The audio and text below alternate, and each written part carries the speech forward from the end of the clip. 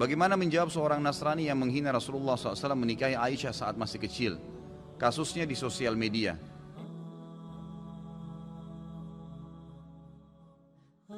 Dibantah. Apa urusannya dengan Nabi SAW menikah dengan Aisyah? Apa urusannya dia mau mengurus Nabi kita? Gak ada urusannya itu, gitu kan? Gak ada urusan sama sekali. Apa urusannya mereka mau mencampuri Nabi kita, mau menikah 9 kah, mau menikah 2 kah, mau menikah 3 kah? Itu kan Nabi kita, terserah. Kalau dia masuk agama Islam dan dia tanya kenapa begitu, baru dijawab. Urus saja, suruh urus agamanya sendiri, gitu kan? Anda kalau mau jawab, jawab saja. Urus agama Anda sendiri, gak usah urus agama kami. Lakum dinukum waliyadin, gitu kan? Begitu saja. Kalau tetap saja orang-orang ini buat kemungkaran, Anda tidak punya power, doakan agar Allah binasakan. Memang begitu. Nabi SAW kunut nazilah sebulan. Waktu beberapa sahabat Nabi hafid Quran diutus oleh Nabi SAW untuk menjadi guru ke satu suku Arab. Suku Arab ini datang ke Madinah mengatakan, wahai Rasulullah, syahadat. Ternyata mereka munafik, mereka pura-pura. Kirimlah bersama kami beberapa sahabat Anda yang hafal Quran agar bisa mengajarkan kami. Nabi SAW dengan polos kirimin. Di tengah jalan dibunuhin sahabat-sahabat Nabi itu. Mereka sepakat dengan itu. Nabi SAW tidak tahu posisi suku itu di mana. Datang tiba-tiba syahadat dengan husnudzon dikirim. Maka Nabi SAW kunut nazilah. Kunut nazilah dikerjakan 5 waktu sholat. Subuh, duhur, asar, maghrib, isya. Kunut terus. Minta agar Allah binasakan mereka. Sampai Allah turunkan adab, satu suku semuanya mati. Itu boleh saja. Gitu kan? Doakan agar Allah datangkan musibah kepada mereka. Itu hak kita. Gitu kan? Bagaimana kalau seandainya ada orang sekarang yang mencaci maki Nabi Isa? Kita saja umat Islam pasti bisa marah, karena itu Nabi kita juga. Rukun iman kita iman kepada para Nabi. Kalau ada yang mengatakan Isa bukan Nabi, Isa begini, orang Islam punya hak untuk marah, karena itu juga adalah Nabi Allah. Gitu kan? Kalau ada orang menghina Nabi Isa dan orang Nasrani nggak marah, itu aneh. Gitu kan? Mereka harus marah, wajib marah, karena nabinya dihina. Karena gitu. Jadi kalau Nabi Muhammad SAW dihina, wajar kita marah. Bagaimana caranya orang tidak marah? Nabi kita, panutan kita, kita yakini dia utusan Allah. Gak usah jadi pengikut gak usah jadi pengikut Nabi Muhammad SAW kalau tidak bisa membela beliau. Gitu kan? Kehidupan dunia ini sebentar, saudaraku. Sebentar kehidupan dunia ini. Sampai kapan? Demi Allah, saudaraku. Kita ini membutuhkan sekarang, laki-laki di sini yang hadir, yang mendengarkan suara saya dan ini mengikuti ceramah kita. Kita membutuhkan sekarang orang-orang mukmin yang imannya iman baja, bukan iman kerupuk. Yang kita butuh ini sekarang ikhwas sekalian dan akhwat di belakang sana yang mendengarkan saya dan mendengarkan ceramah ini. Kita butuh iman-iman baja yang kalau malam bangun dari ranjang, lawan syaitan untuk sholat tahajud, bukan tidur terus menerus. Kita membutuhkan iman baja ikhwas sekalian dan akhwat sekalian yang pada saat azan ke masjid, sholat, apapun tantangannya. Pada saat musibah datang bersabar mereka. Pada saat jihad dikumandangkan mereka berjihad di jalan Allah Subhanahu wa taala. Memang hidupnya untuk Allah Subhanahu wa taala. Kita butuh iman yang seperti ini. Ya memang baja apa yang Allah perintahkan, apapun tintangannya, halangannya kita lakukan. Enggak peduli dengan dunia ini, apapun orang mau katakan. Akhwat kita di belakang sana, kami butuh sebagai laki-laki seorang ibu seperti Nusaybah binti Ka'ab, sahabiat yang luar biasa. Pada saat jihad dikumandangkan, Nusaybah binti Ka'ab membangunkan suaminya tengah malam mengatakan, wahai suamiku besok jihad, ikutlah. Dibangunkan anak laki-lakinya 5 orang, semua dikatakan anak-anakku bangunlah, besok jihad, ibu pun akan ikut. Semuanya satu keluarga pergi jihad. Ini yang namanya mukminah, imannya baja. Bukan suaminya mau bangun sholat malam, sebentar mas, jangan bangun dulu. Malah kempes, dikempesin. Suaminya mau poligami, jangan, saya cemburu. Hukum Allah Subhanahu wa taala. Kita butuh wanita mukminah seperti Aisyah radhiyallahu anha. Waktu Nabi SAW menikah dengan Zainab, disambut oleh Aisyah dengan senyum karena dia tahu ini hukum Allah, gitu kan? Masalahnya imannya iman baja, bukan iman kerupuk yang diketuk langsung pecah. Nah ini yang membuat umat Islam lemah, karena iman kita kendor, kempes, tidak ada apa-apa. Sedikit godaan syaitan, dibisikin sedikit langsung kendor. Pakai jilbab besar, kemudian digoda sama temannya, sedikit saja, oh kamu alimnya, ditinggalkan jilbabnya. Subhanallah.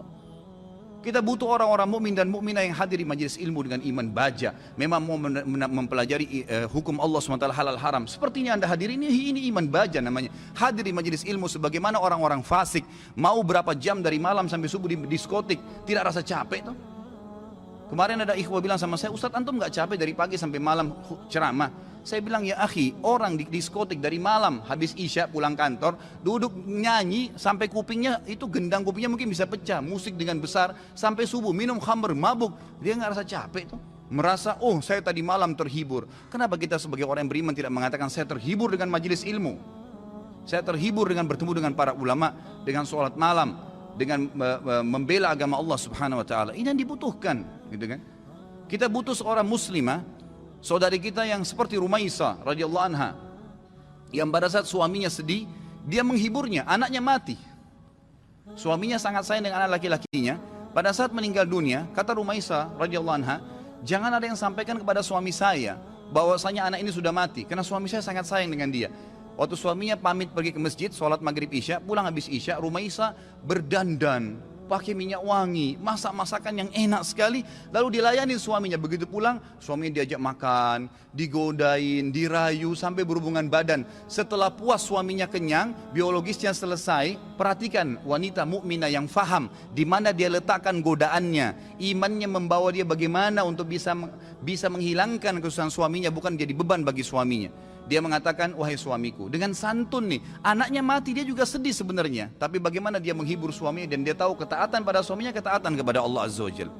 Apa yang dia bilang? Wahai suamiku, bagaimana pendapat anda kalau seandainya tetangga pernah pinjamin sesuatu, lalu saja tetangga memintanya, pemiliknya minta benda itu, apakah kita akan mengembalikan? Kata suaminya, tentu saja, itu hak orang. Kata Rumaisa dengan tenang, dengan sangat luar biasa kasih sayang sama suaminya, dia mengatakan, wahai suamiku, kalau begitu berharaplah pahala dari Allah, karena ya, Allah SWT yang menitipkan anak kita telah mengambilnya. Suaminya langsung marah, mengatakan, kenapa kau tidak cerita dengan saya, wahai Rumaisa? Kau membiarkan saya memakan makanan, menikmatin tubuhmu, lalu kemudian kau memberitahukan setelah itu bahwasanya anak kita mati, gitu kan? Dengan sangat tenang.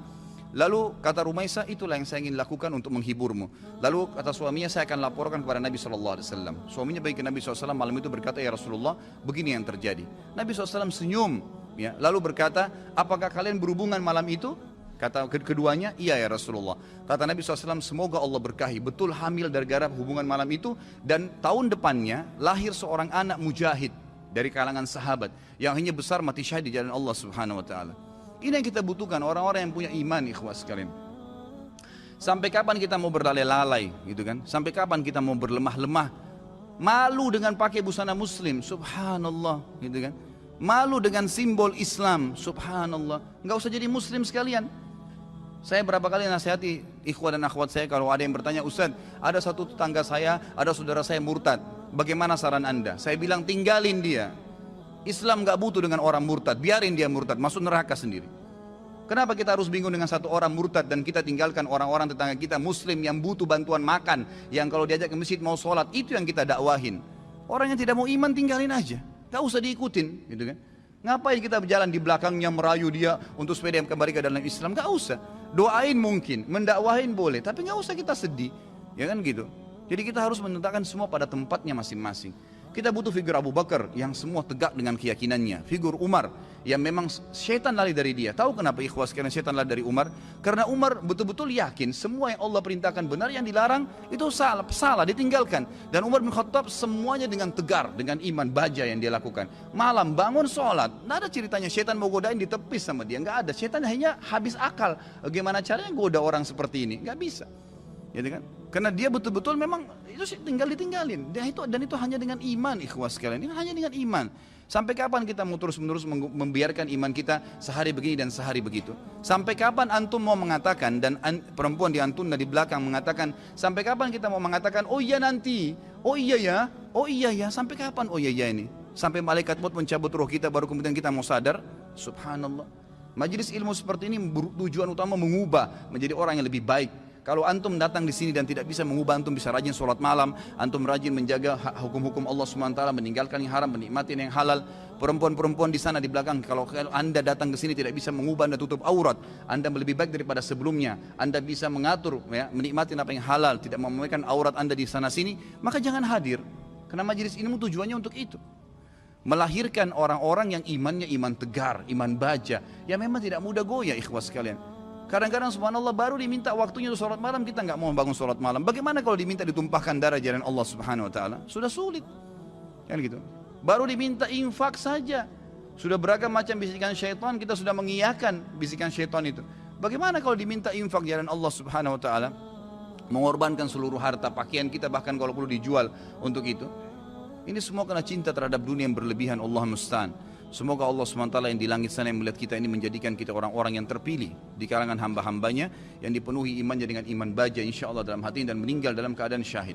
Ya Allah, saya meminta kepadamu atas namamu yang maha mulia agar engkau menjadikan aku secara khusus dengan keluargaku ya Allah semuanya mati syahid di jalan Allah dan semuanya memiliki iman-iman yang baja dari keturunan dan seluruh istri dan anak-anakku dan juga semua yang hadir di sini ya Allah. Semoga engkau berikan apa yang terbaik dari hamba-hambamu. Jadi mudah-mudahan kita tidak termasuk orang-orang yang lemah dan orang-orang yang sama sekali meninggal dalam kondisi nanti menyesal